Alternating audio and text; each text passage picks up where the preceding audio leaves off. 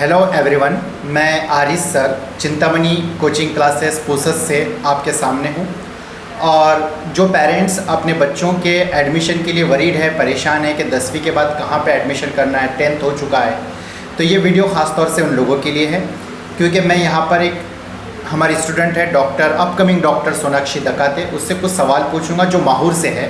और माहूर से पूसद यहाँ पर 2 साल उसने पढ़ाई किया हमारे साथ, तो उसका हम एक्सपीरियंस लेते हैं। तो आपको खुद पता चल जाएगा कि उस बच्ची के अंदर कितना इम्प्रूवमेंट हुआ है और वो कितनी कॉन्फिडेंट है और कितना सब कुछ उसने सीखा है, और आपको डिसीजन लेने में आसानी हो जाएगी। तो डॉक्टर सोनाक्षी दकाते, वेलकम, मैं आपका स्वागत करता हूँ। सोनाक्षी, आप माहौर से हैं और आपको यहाँ पर चिंतामणि कोचिंग क्लासेस में आपने ज्वाइन किया, तो ज़रा इसके पीछे की मुझे हिस्ट्री बताइए कि ये जर्नी आपकी कैसे शुरू हुई।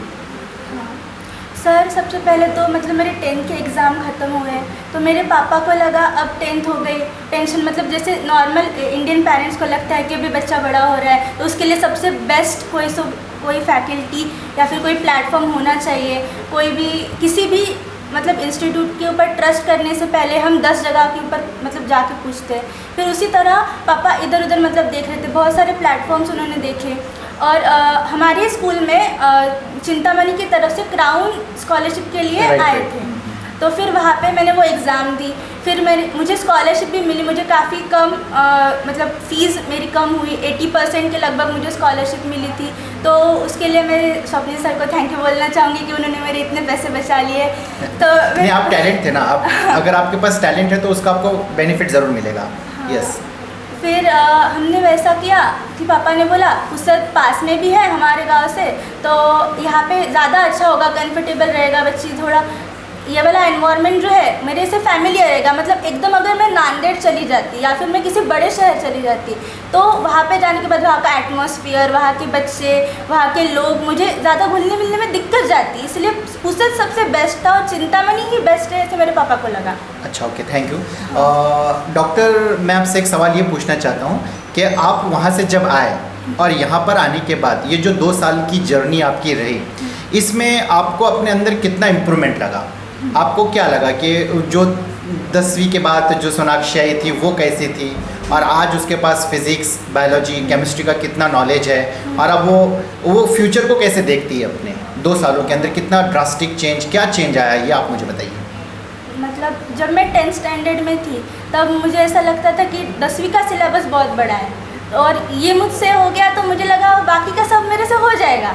लेकिन जब मैं यहाँ आई तब नीट का इतना बड़ा सिलेबस देख के, इतनी नेशनल लेवल बच्चे यहाँ पे लड़ रहे हैं, भाग रहे हैं, बाप रे बाप रे, एक दूसरे के साथ ऐसे झगड़ के मार्क्स के लिए, एक मार्क के लिए ऐसे रो रहे हैं, तो मुझे ऐसा लगा कि इतने बड़े कंपटीशन में मैं कैसे रह पाऊँगी। मतलब मैं एकदम छोटे से गाँव से हूँ और मेरा उतना बैकग्राउंड भी नहीं रहा कि मेरे फैमिली में कोई ऐसा डॉक्टर होगा जो मुझे बताए कि बेटा ऐसे कर वैसे कर, तो मुझे ऐसा लगा कि थोड़ा हार्ड जाएगा। लेकिन फिर मैं यहाँ पे आई, मैंने यहाँ पे देखा कि यहाँ पे किस तरह से माहौल है, यहाँ के टीचर काफ़ी कोऑपरेटिव थे, उन्होंने मुझे हर दम मतलब ऐसा बोला कि बेटा मेहनत करो, किस तरह से मेहनत करना है उन्होंने मुझे ये भी बताया। मतलब मोस्ट ऑफ द टाइम क्या होता है, बच्चों को बोला जाता है कि तू बेटा मेहनत कर, लेकिन कैसे करनी है मेहनत, एग्जैक्टली करना क्या है हमें वहाँ पर जाके, वो यहाँ पे मुझे बताया गया कि इतने घंटे पढ़ो, इस तरह से पढ़ो, इस सब्जेक्ट को लिख के पढ़ो, रिसाइट करके पढ़ो, मतलब मन के मन में एक दूसरे को सिखा के पढ़ो, ऐसे उन्होंने यहाँ पे सिखाया। तो वो सारी टेक्निक जो है मुझे काफ़ी अच्छी लगी, मतलब एग्जैक्टली वो सारे इम्प्लीमेंट करके मुझ में बहुत इम्प्रूवमेंट आया, ऐसा मुझे लगा। Okay, very good. अच्छा सोनाक्षी, अभी जैसे कि कॉमनली क्या होता है, आपको बाहर से फैकल्टीज आकर पढ़ाती है, हाँ। और विद इन कोर्स ही 1 साल के बाद कोई फैकल्टी चेंज हो जाती है, नई फैकल्टी आती है, फिर बच्चों के साथ घुल मिल नहीं सकता, फिर थोड़ा सा गड़बड़ होता है, बच्चा डिस्टर्ब होता है। क्या आपको कभी ऐसा यहाँ पे लगा कि भाई बार बार फैकल्टी चेंज हो रही है, या फिर पता नहीं क्या हो रहा है, समझ भी नहीं आ रहा, कभी कोई दूसरा टीचर आ रहा है, कभी कोई और पढ़ाने के लिए आ रहा है, सिलेबस रुका हुआ है, ऐसा कुछ आपको लगा क्या यहाँ पर? नहीं, ऐसा मुझे कभी नहीं लगा। मतलब जो मुझे पहले दिन जो टीचर पढ़ाने आया था वो मुझे लास्ट तक वही टीचर था मेरे साथ, ऐसे। अच्छा, ओके, यानी कि आपको कभी ऐसा डिस्टर्ब नहीं हुआ। Very good. अच्छा सोनाक्षी, मुझे एक बात बताइए, अगर माहौर है, जैसे कि एक अपने पास सारा चौहान है, हाँ। वो कहाँ से सारा चौहान? मेरे ख्याल से वो किन्वट से है। हाँ। सारा चौहान, और आप भी माहौर से हैं, तो आप वहाँ के बच्चों को क्या कहना चाहती है कि चिंतामणि उनके लिए बेस्ट ऑप्शन है या नहीं है? बिल्कुल बेस्ट ऑप्शन है। मुझे बिल्कुल अच्छा लगा यहाँ पे आके, सेटिस्फाइड लगा कि जो मैंने यहाँ पे जितनी भी मैंने मेहनत करी है यहाँ पे आके वो वर्थ है, मतलब मुझे अच्छा लगा यहाँ पे आके। अच्छा, ओके। अच्छा, कभी आपको ऐसा लगा कि मैं डीमोटिवेट हो रही हूँ, मेरे को थोड़ा सा सिलेबस बहुत हार्ड जा रहा है, फिर उसके बाद आपने कम बैक कैसे किया? अभी आप हमेशा टॉप 3 में रहे हैं, हाँ। ठीक है, तो आपने ये बार बार कम बैक कैसे किया? क्या एक छोटे से गांव से आने के बाद बैकग्राउंड उतना ठीक नहीं, स्कूल उतनी स्ट्रांग नहीं थी, वहाँ से पढ़ने के बाद जो आपने यहाँ पे 550 600 तक मार्क्स जो लिया आपने ऑलमोस्ट, तो ये आप जो बार बार कम बैक करते थे उसके पीछे का राज बताइए ज़रा। सर, नीट प्रिपरेशन में चाहे कोई भी हो, वो टॉपर ऑल इंडिया रैंक 1 क्यों ना हो, उसको कभी ना कभी अपने प्रिपरेशन में ऐसा लगता है कि मैं डिमोटिवेटेड हूँ, मुझसे नहीं हो पाएगा, ये सबको लगता है। और मुझे लगता है ये बहुत कॉमन है। अगर तुम्हारे साथ ये हो रहा है तो ये समझ लो कि तुम एक दिन कुछ अच्छा करने वाले हो, क्योंकि ये तूफान से पहले की शांति होती है जो तुम्हें दिखती है, तो तुम्हें इससे डिमोटिवेट नहीं होना है बिल्कुल भी।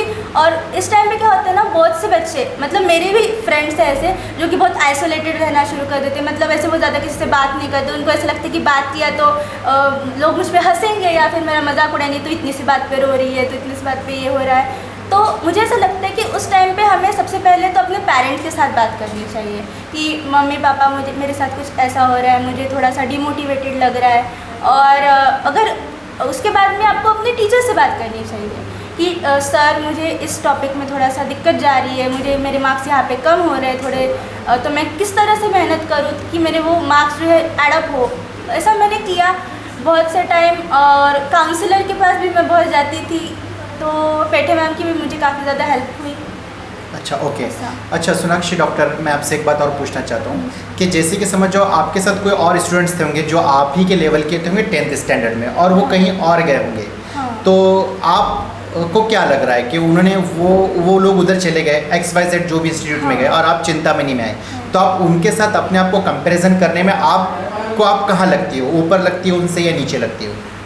सर मुझे ऐसे किसी को मतलब मुझे ऊपर और कम दिखाना अच्छा नहीं लगता, लेकिन मैं ऑनेस्ट रिव्यू दूंगी कि मुझे क्या लग रहा है ऐसे।